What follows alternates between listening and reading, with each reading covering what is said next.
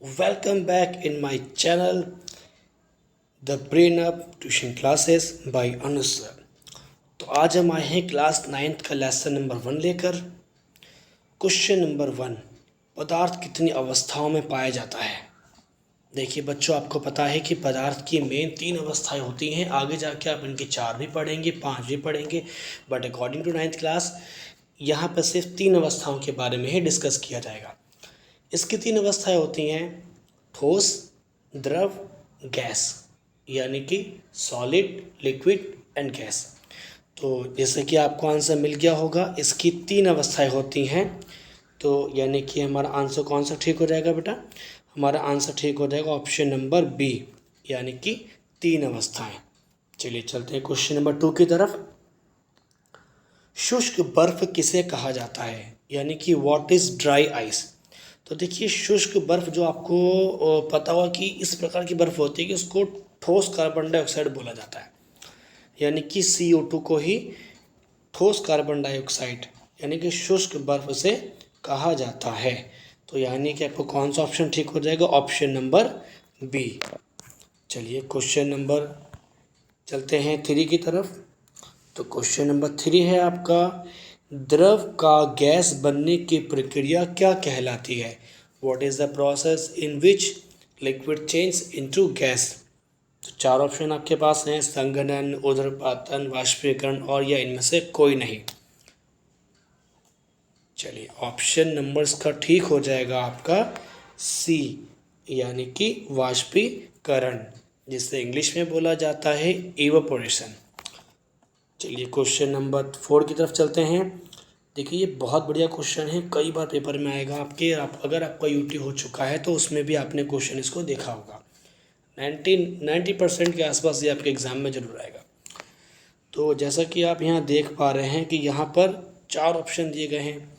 देखिए सिंपल सी ट्रिक होती है कि अगर आपको केल्विन को चेंज करना है सेल्सियस में, तो आप उसमें से 273 को माइनस कर देंगे।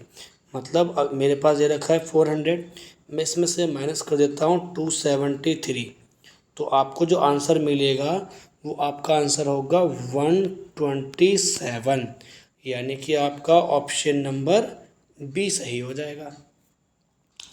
चलिए क्वेश्चन नंबर 5 की तरफ चलते हैं। गर्मियों में किस प्रकार के कपड़े पहनने चाहिए। Which types of cloth we should put on in summer.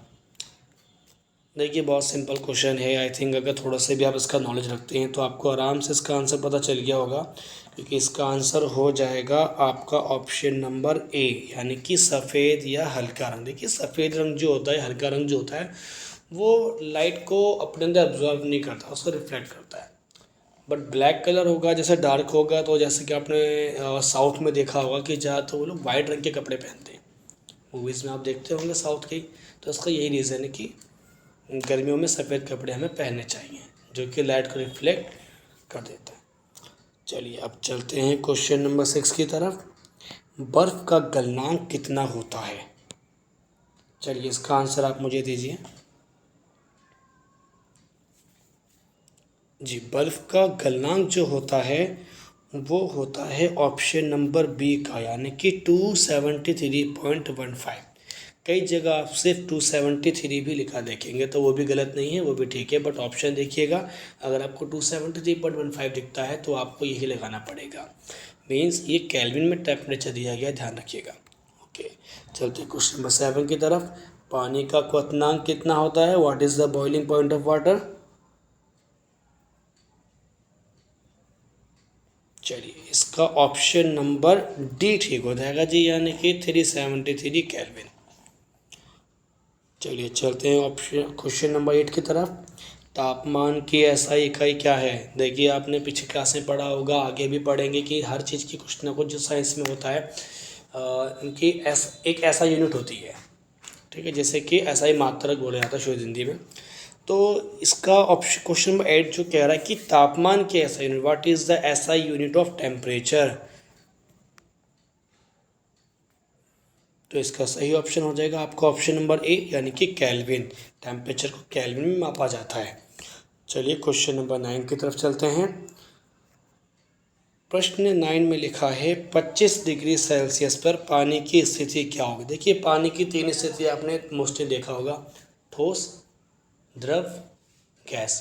ठोस का रूप आप देख पाएंगे बर्फ, द्रव का देख पाएंगे आप जैसे कि पानी मेन होता है, और गैस में देख पाएंगे जब पानी को उबाला जाता है तो उसमें भाप निकलती है, या ठंडी बर्फ़ देखेंगे आप तो उसमें भाप निकलती देखिए कि वो पानी ही होता है एक तरह से।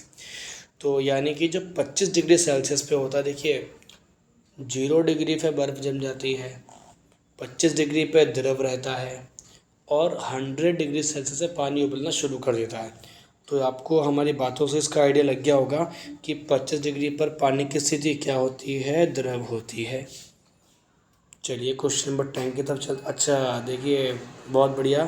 क्वेश्चन नंबर 10 से पहले देखिए कि आंसर में इन कमेंट, ये क्वेश्चन नंबर 10 को आपको मुझे कमेंट में आंसर करना है कि what is the full form of CNG and LPG।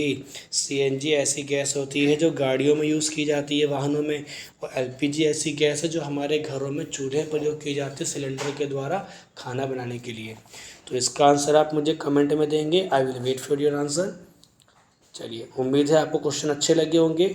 जल्दी मिलते हैं कुछ और क्वेश्चंस के साथ में, तब तक के लिए बाय।